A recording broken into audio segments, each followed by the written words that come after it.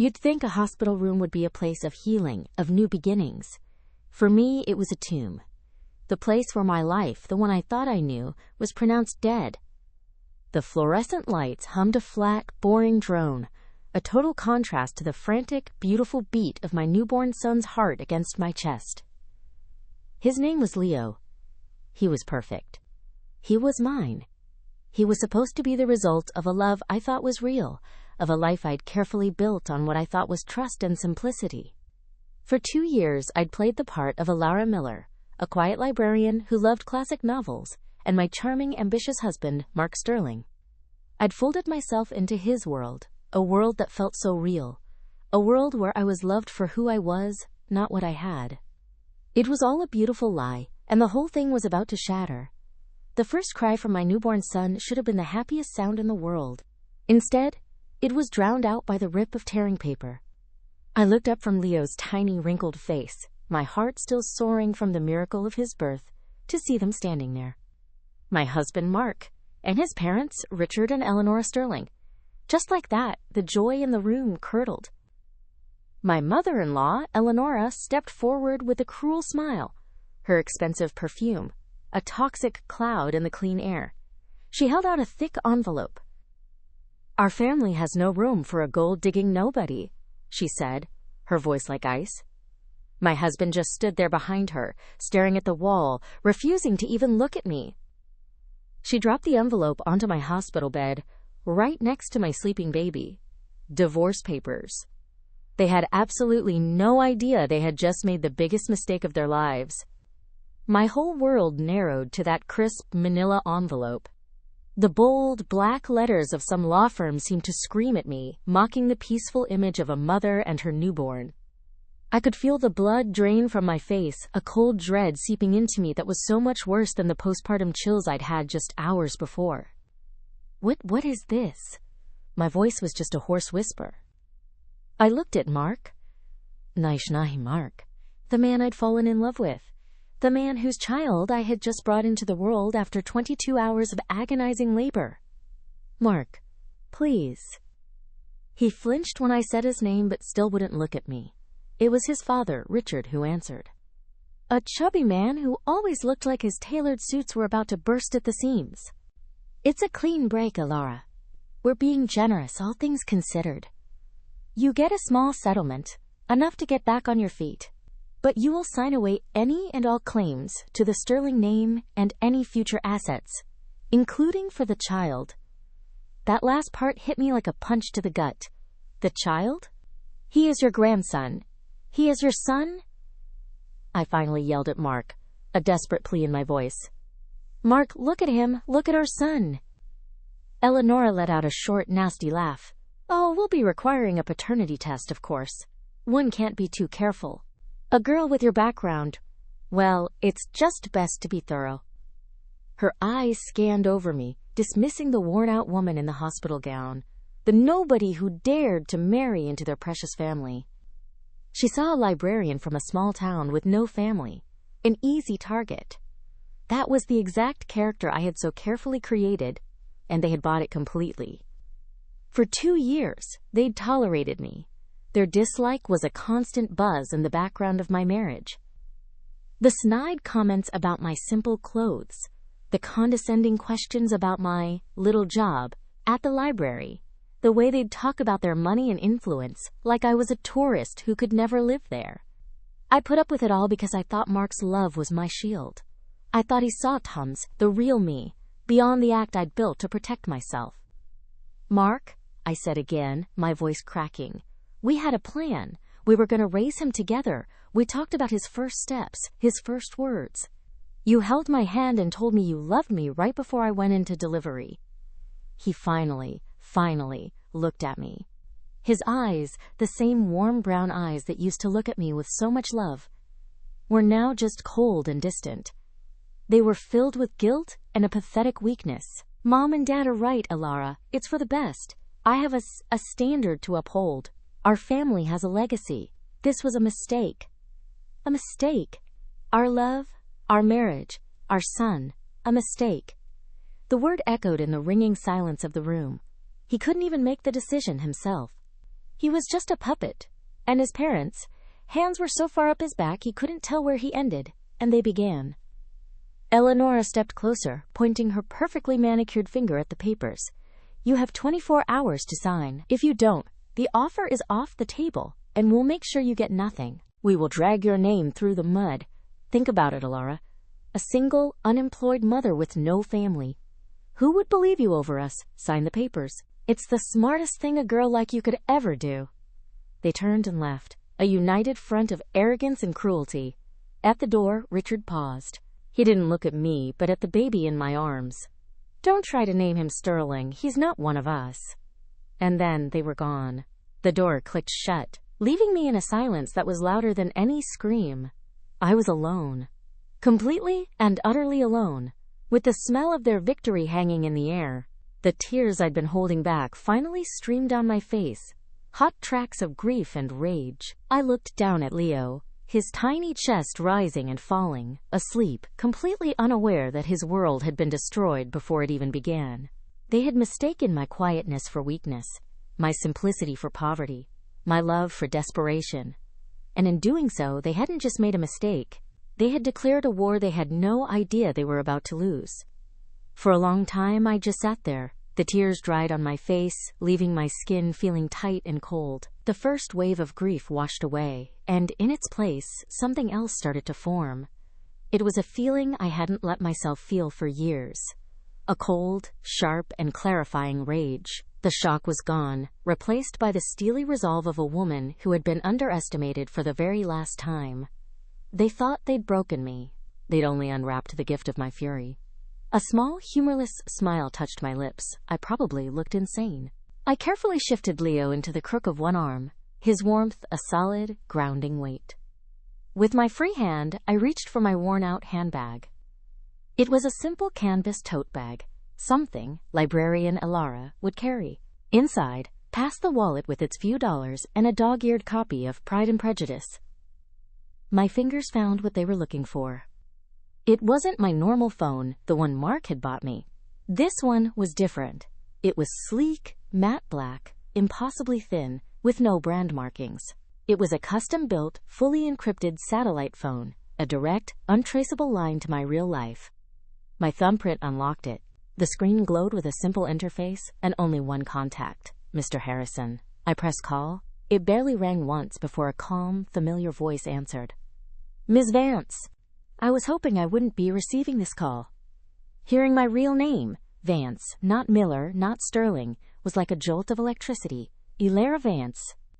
The sole heir to the Vance Global Conglomerate. A multi-billion-dollar empire spanning tech, finance, and real estate across 5 continents.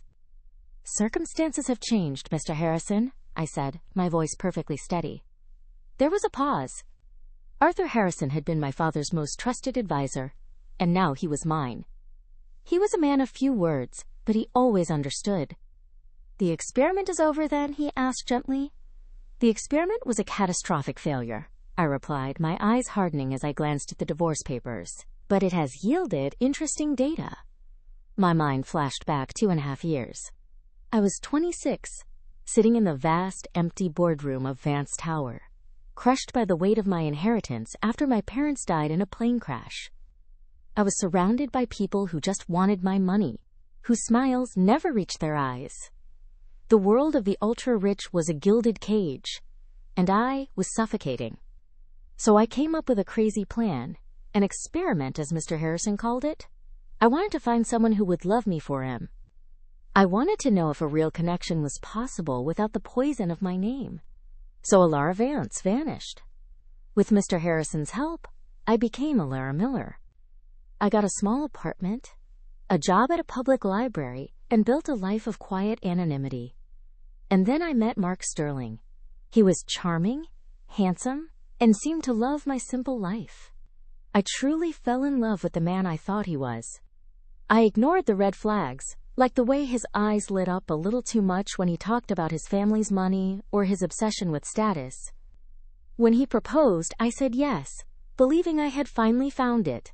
A real love. Now sitting in this cold hospital room, the foolishness of it all was a bitter pill to swallow. I hadn't found a man who didn't care about money. I'd just found a man who didn't think I had enough of it. What are your instructions, Miss Vance? Mr. Harrison's voice pulled me back to the present. I took a deep breath, looking down at my son. This was for him now. They had tried to throw him away like he was nothing. I would show them what happens when you challenge the mother of a Vance heir. Mr. Harrison, I said, my voice dropping low, it's time. Activate the Rainfall protocol. There was another short pause. The Rainfall protocol was a contingency plan we'd developed years ago, a scorched earth strategy to systematically dismantle a target from every possible angle, financially, socially, and personally. It was named because it was designed to be a downpour of consequences with no shelter. Understood, Ms. Vance, he said, his calm voice now holding a hint of anticipation. Consider it done. I'll have a full security and legal team at your hospital within the hour. Your penthouse has been prepared. Welcome back. The call ended. I placed the phone back in my bag. I looked at the divorce papers, a symbol of their contempt. Then I looked at my son, a symbol of my future. The Sterlings thought they were playing checkers with a pawn. They were about to find out they were playing chess with a queen who owned the entire board, and the first move was already made. The Sterlings' arrogance was built on one thing: Sterling Holdings. It was a mid-sized construction firm, and to hear Richard talk, you'd think he was a titan of industry. In reality, his company was propped up by just a handful of key contracts. The biggest, the absolute lifeblood of their operation, was with a property development giant called Nexus Properties. The contract renewal was just days away, and Richard thought it was a sure thing. The day after I left the hospital, I wasn't in some cramped, lonely apartment. I was in my 3-story glass penthouse overlooking the city, with a team of nannies for Leo and a war room of lawyers and financial analysts at my command. Mr. Harrison stood before a holographic display showing the web of Sterling Holdings' finances. The Nexus contract accounts for 62% of their annual revenue, he stated. Losing it wouldn't just hurt them, it would be a kill shot. I cradled Leo, who was sleeping in a bassinet a universe away from that cheap hospital blanket. Nexus Properties, I said. Don't we have a history with them? Mr. Harrison's lips curved into a smile. A few years ago, their CEO was desperate for cash. The banks turned him down. Vance Global, through an intermediary, provided the $200 million he needed. He owes his entire international division to us. It's time to call in that favor, I said coldly. Establish a new subsidiary, something discreet. Call it Aura Investments. Have Aura approach their CEO directly. Offer to take over Sterling's projects with terms they can't possibly match. A 10% cost reduction and a faster completion guarantee backed by us. That's exceedingly generous, Mr. Harrison noted. It's not about generosity. It's about speed and shock, I replied. I want Richard Sterling to wake up tomorrow to a world that no longer values him. It worked perfectly. Richard walked into his office the next morning, humming, ready to get the signed Nexus contract. Instead, he got a call from a very apologetic CEO. The deal with Sterling was off. Panic erupted. Richard was furious, screaming at his staff, demanding to know who Aura Investments was. His frantic calls were ignored. The news hit the financial wires almost immediately. Sterling Holdings loses Keystone Nexus contract. Their stock began to plummet. But that was just the start. As the stock cratered, Aura Investments began its second move, buying up Sterling Holdings' debt. Then, with the share price at rock bottom, Aura launched a hostile takeover, offering pennies on the dollar to terrified shareholders who were desperate to get out. Richard was trapped. The company his father built was being devoured, and he was powerless to stop it. He was watching his empire turn to ash, all without ever seeing the face of his enemy. While Richard was fighting for his company, Eleanor was preparing for the highlight of her year, the annual Starlight Charity Gala. It was less about charity and more about her cementing her place at the top of the city's social ladder. She was the chairwoman, the queen bee, and the event was her coronation. From my penthouse, I watched her on TV, giving some interview about the gala. It's all for a good cause, of course, she said, dripping with false humility. Mr. Harrison, I said, not taking my eyes off the screen. Who owns the Azure Ballroom, where they're holding it? He checked his tablet. That would be us, Ms. Vance. Through a real estate trust. Perfect. 2 days before the event, have the venue call Eleanor. There's been a catastrophic plumbing failure. The ballroom is flooded. An act of God. It's unusable. I want to hear the panic in her voice. The call was made. Eleanor, just as I predicted, flew into a rage. She threatened lawsuits, screamed, demanded the impossible.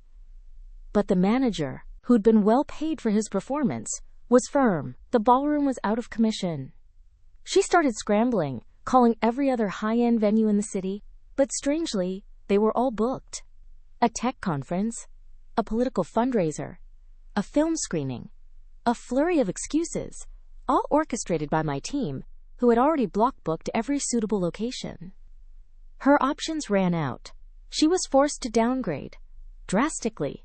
The Starlight Charity Gala was moved to a dated, grimy ballroom at a second-tier airport hotel. But the humiliation wasn't complete. The gala's main sponsor was the luxury fashion house, Belladonna.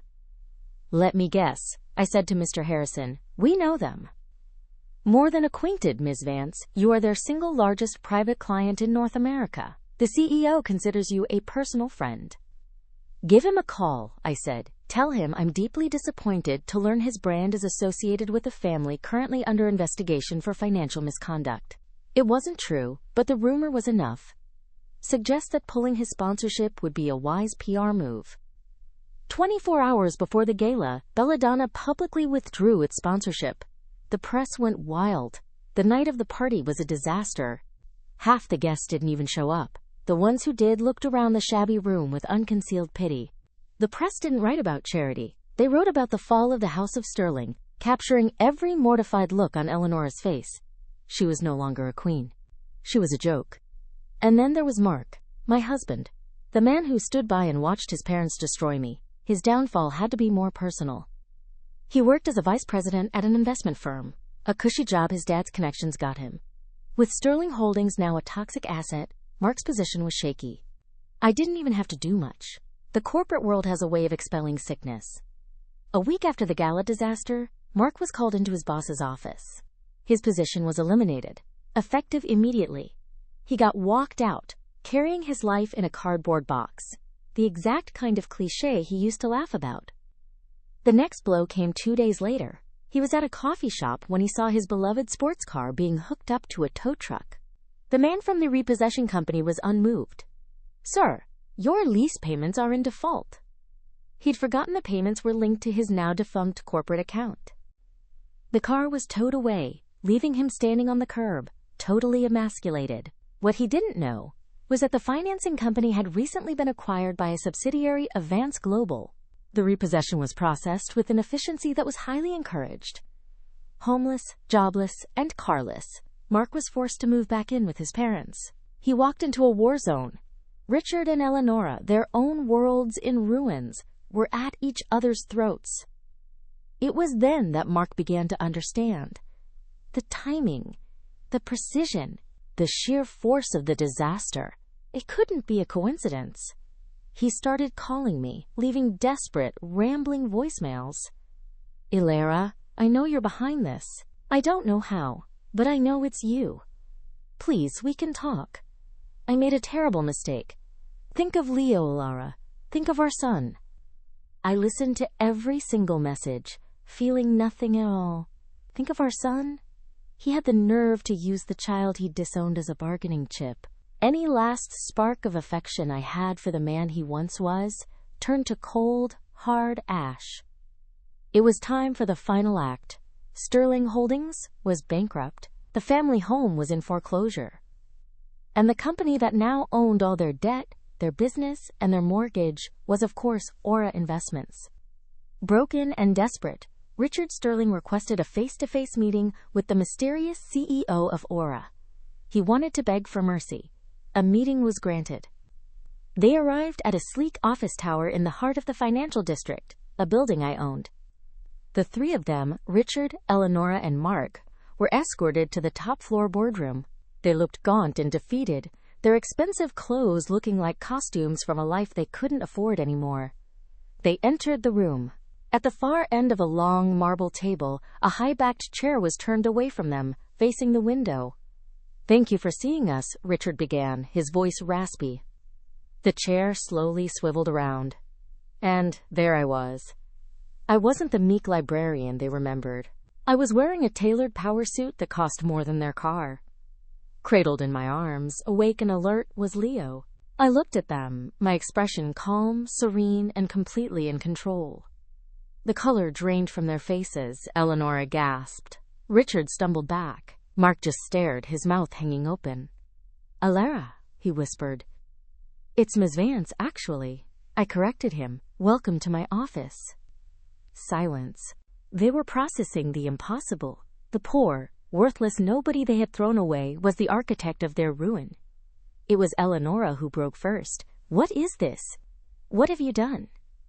"I've simply collected on a debt," I said. "You see, you tried to take my dignity, you tried to take my future, and you tried to take my son. You decided we were worthless. So I decided to show you what a worthless woman can do. I bought your company. I bought your debt. And in a few days, I will own your home." Richard, his face turning purple, took a step forward. You monster." "A monster?" I raised an eyebrow. "Was I the monster when you handed a woman who had just given birth divorce papers? Was I the monster when you called my son, your own flesh and blood, something that wasn't one of you?" "No, Richard, I'm not a monster. I am a consequence." Mark finally found his voice, a pathetic whine. "Elara, please, I love you. I was a fool. My parents pressured me." "You knew." I cut him off, my voice turning to ice. "You stood there in silence and let them do it. You chose their money over your wife and your child. The tragedy for you is that you chose the losing side." Eleanor started sobbing. "But he's our grandson. We're his family. You can't do this." I looked down at Leo, cooing softly, and then back at her. "You are not his family. Family doesn't do what you did. You are a lesson. You are the cautionary tale. I will one day tell my son about the dangers of arrogance. Now the meeting is over." I nodded to the security guard standing by the door. "Please escort Mr. Sterling, Mrs. Sterling, and him," I said, gesturing dismissively at Mark, "out of my building." They were led away, protesting and begging. I didn't watch them go. I turned back to the window, holding my son close, and looked out over my city. The rain had stopped. A year later, the name Sterling was basically forgotten, just a ghost story about a sudden, spectacular collapse. I heard Richard and Eleanor were living in a small rented apartment somewhere, their social circle gone. Mark was working a low-level admin job, a shell of the man he'd pretended to be. Sometimes, a letter from his lawyer arrives, a desperate attempt to get visitation rights. I return every one of them unopened. He signed away his rights in that hospital room, and a contract with me is ironclad. I don't really think about them. My life is full. I've taken over Vance Global, not as a reluctant heir, but as a confident leader.